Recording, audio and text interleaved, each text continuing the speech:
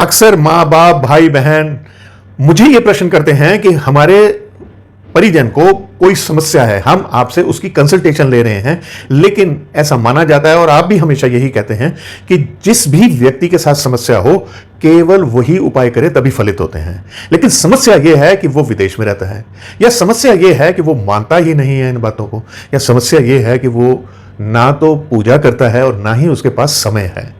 मगर हम चाहते हैं कि उसके जीवन में सुधार आए, कोई समस्या उसकी दूर हो सके। अब ऐसे में कोई रास्ता तो जरूर होगा। देखिए, मैं आपको एक कारगर रास्ता तो बताने जा रहा हूं। यह मैं अक्सर अपनी कंसल्टेशन में बताता नहीं हूं, क्योंकि मेरी इच्छा यही होती है कि जो भी समस्या के साथ गुजर रहा है मैं उससे 1 to 1 बात करूं, उसको समझूं, उससे कनेक्शन एस्टेब्लिश करूं।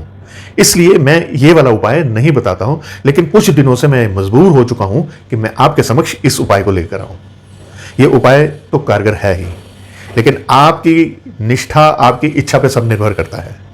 करना यह है कि गुरुवार वाले दिन यानी बृहस्पति को सुबह एक सूत का धागा लीजिए जो पीले रंग का हो। यदि पीले रंग का धागा ना मिले तो हल्दी के पानी में उसे पीला कर लीजिए, और जिसके लिए आप ये उपाय करना चाहते हैं उसके यूज करी हुई कोई भी एक छोटी सी चीज, चाहे रुमाल हो, चाहे उसकी कंघी हो, चाहे उसका पेन हो, आप वो भी साथ ले जाएं। एक पीपल के वृक्ष के पास जाएं जहां पर कम लोग आते जाते हों।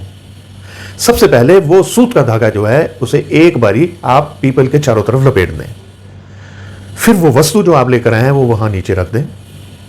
इसके बाद में हाथ जोड़कर प्रार्थना करें, हे ईश्वर, अपना नाम बताएं, मैं किसके लिए आप करना चाहते हैं उसका नाम बताएं, फिर आप ये बताएं आपसे उसका रिश्ता क्या है, और फिर उसके बाद आप उसे उसके बाद में समस्या बताएं कि इस समस्या के लिए मैं उपाय शुरू करना चाहता हूं, अपना आशीर्वाद बनाए रखें और मेरे उपाय को फलित करने में कृपा करें।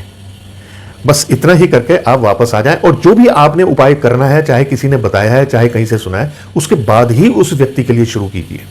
देखिए, यह एक संकल्प है।